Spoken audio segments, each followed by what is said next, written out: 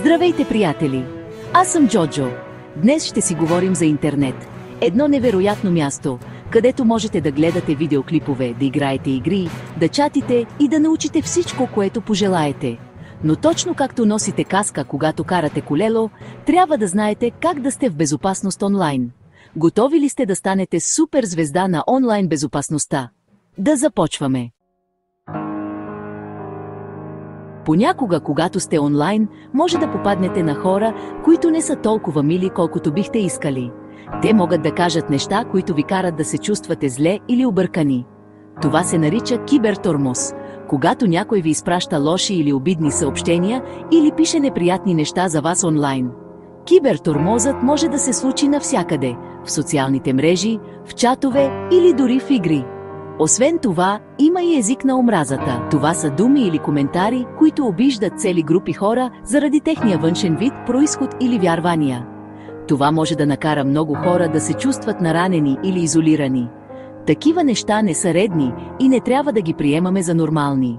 В нашия свят има място за уважение и доброта, а не за обиди и омраза. Има и тролове. Това са хора, които нарочно пишат провокативни или обидни неща, само за да ви разстроят или ядосат. Най-доброто, което можете да направите, е да не им обръщате внимание и да не се включвате в спорове с тях. Ако видите нещо подобно, не забравяйте правилото – спри, блокирай и кажи. Спрете това, което правите, блокирайте човека, който ви притеснява и не се страхувайте да потърсите помощ. Кажете на възрастен, на когото имате доверие. Това може да е родител, учител или по-голям брат или сестра. Те ще ви изслушат и ще ви помогнат да се справите. Вашите родители, учители или по-големи братя и сестри винаги са на ваша страна и искат да сте в безопасност онлайн. Не сте сами, винаги има кой да ви помогне. Когато споделите с някого, ще се почувствате по-добре и ще знаете, че не трябва да се справяте сами. Заедно ще намерите решение и ще запазите блясъка си ярък. Интернет трябва да е място за забавление, учене и нови приятелства, а не за драма или обиди. Нека всички заедно го направим по-позитивен и безопасен за всеки. Вашата онлайн суперсила е поверителността. Тя ви помага да се чувствате сигурни, уверени и свободни да бъдете себе си в дигиталния свят. Когато се грижите за личната си информация, вие защитавате не само себе си, но и приятелите и семейството си.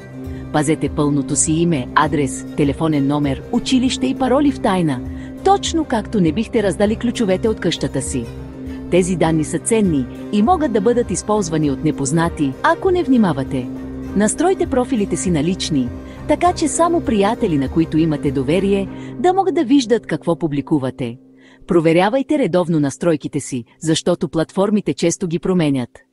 Използвайте силни, уникални пароли, смесвайте букви, цифри и символи. Не използвайте една и съща парола за различни профили, за да сте още по-защитени. Никога не ги споделяйте, освен с родителите си. Ако някой ви поиска паролата, дори да се представя за приятел, не я давайте. Преди да публикувате снимка или видео, проверете за улики къде се намирате. Понякога дори малки детайли могат да разкрият повече, отколкото искате. Споделяйте само неща, които бихте се съгласили да види непознат.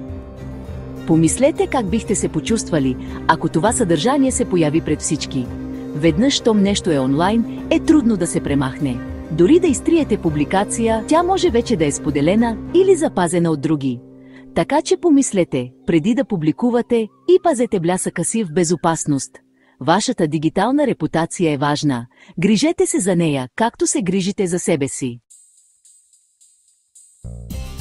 Създаването на приятели онлайн е страхотно, но приемайте покани само от хора, които познавате в реалния живот.